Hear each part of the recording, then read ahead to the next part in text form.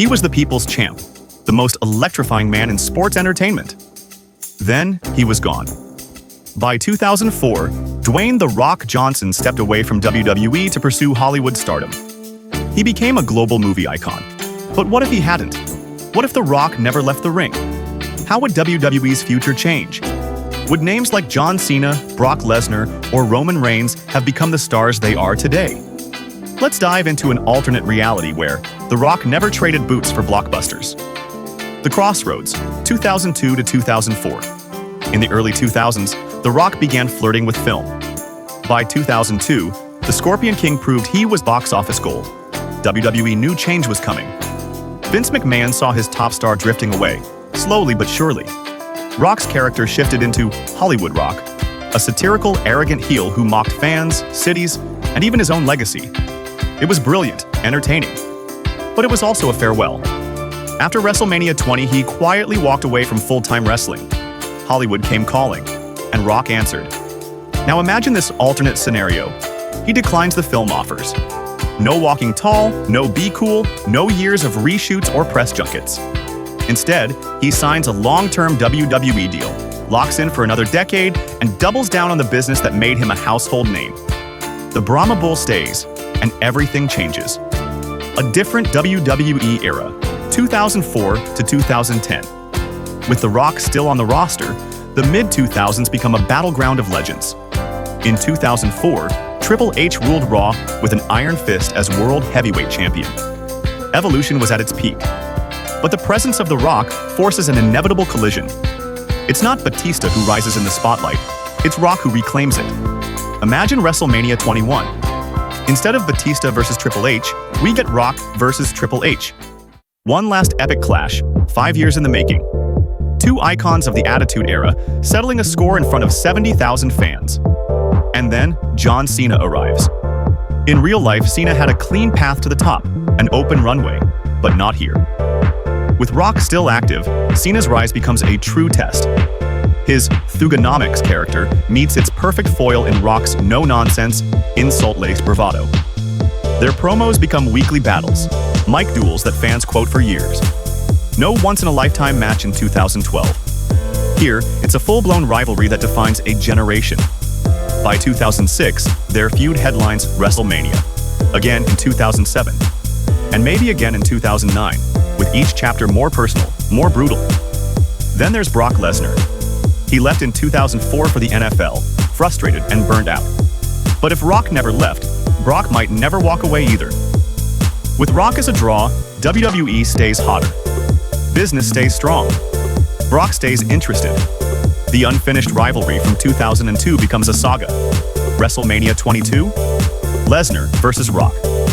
To SummerSlam 2006? Lesnar finally conquers the Great One after years of near misses. Rock puts him over clean, and a torch is passed violently and undeniably. The ruthless aggression era doesn't feel like a rebuilding phase. It becomes a golden era of star power, guided by a man who never stopped cooking. The Hollywood ripple effect. Now shift the lens to Hollywood. Without The Rock, the movie world looks very different. Universal's Fast and Furious franchise was running out of gas. After Tokyo Drift, it was in freefall. Enter Luke Hobbs, played by Dwayne Johnson, also known as The Rock. His debut in Fast 5 reignited the franchise, turning it into a billion-dollar juggernaut. Without him? Maybe it ends with Part 4. There's no Jumanji reboot, no comedic muscle-bound hero winning over families worldwide, no Moana. The heart of that film, Maui, was written with The Rock in mind. No San Andreas, no Black Adam, and no studio eager to greenlight big-budget action comedies anchored by a wrestler-turned-actor. And let's not forget Kevin Hart. The Hart-Rock buddy formula changed both their careers. Without Rock, Kevin Hart's filmography shifts entirely. Central Intelligence, Jumanji, Jungle Cruise, gone or recast. The void he leaves behind isn't just physical, it's cultural. Pop culture loses an icon who bridged worlds, wrestling and Hollywood, humor and heroism. But on the flip side, wrestling keeps its biggest mainstream ambassador, front and center, week after week. WWE's star power shift. If Rock stays through 2004 to 2012, the pecking order changes dramatically. Randy Orton and Batista aren't pushed as hard or as fast. Not because they lack talent, but because airtime is precious and Rock commands it. Their rise becomes slower, more deliberate. They fight harder to break through. Edge? His ascent to main event status may get delayed. His epic rivalries with Cena and Undertaker still happen, but maybe they don't headline quite as often. CM Punk still arrives, and still speaks truth to power. But his famous pipe bomb in 2011. That promo hits differently if The Rock is still an active part of the roster. Imagine Punk calling himself the best in the world, while Rock wrestles the next night and cuts a promo that melts the arena. Their feud doesn't start with surprise tag matches in 2012. It's an all-out war of ideologies, a rebel versus an icon in real time. And then Roman Reigns. In the real world, Rock returns sporadically to endorse Roman, mostly in promos and cameos. But in this alternate reality, Roman debuts under The Rock's wing, not just as family, but as a protege. He trains beside him. He tags with him. He feuds against him. The torch is passed, not handed. Roman earns the crown through sweat, blood, and crowd respect, not creative mandates. By 2013, Rock retires full-time. And Roman? He's the next true face of the company. No booze, no backlash. Just a legacy continued. A global legacy. With Rock never leaving, WWE evolves differently on a global stage. In markets like India, the UK, and the Middle East, The Rock remains the constant ambassador. Merchandise sales skyrocket. TV ratings remain stronger through the 2000s. WWE programming becomes more mainstream than ever because its biggest star never leaves. The Hall of Fame? He's inducted later, but with an entirely different resume. 10-time world champion. Main evented more WrestleManias than anyone.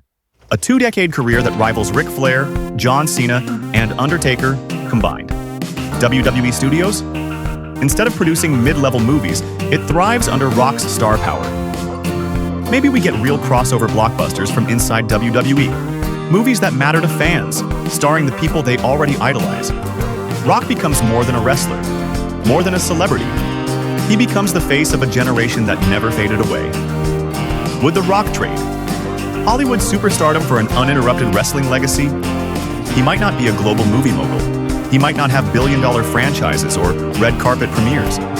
But he'd be the undisputed face of pro wrestling. More title reigns than Cena. More legendary moments than Stone Cold. More time with the fans who made him great. In this alternate timeline, Rock never truly leaves the people. The Attitude Era doesn't just end.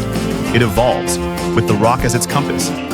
The Ruthless Aggression Era becomes the Brahma Bull Era. The PG era is never soft. It's smart, carried by someone who knows how to balance mass appeal with real charisma. We may never know what path he would choose. But one thing's certain. If The Rock never left, WWE's golden era wouldn't just be remembered. It might still be going. So what do you think? Would wrestling be better off if The Rock stayed? Or did his exit create space for Cena, Punk, and Roman to rise? Let us know in the comments.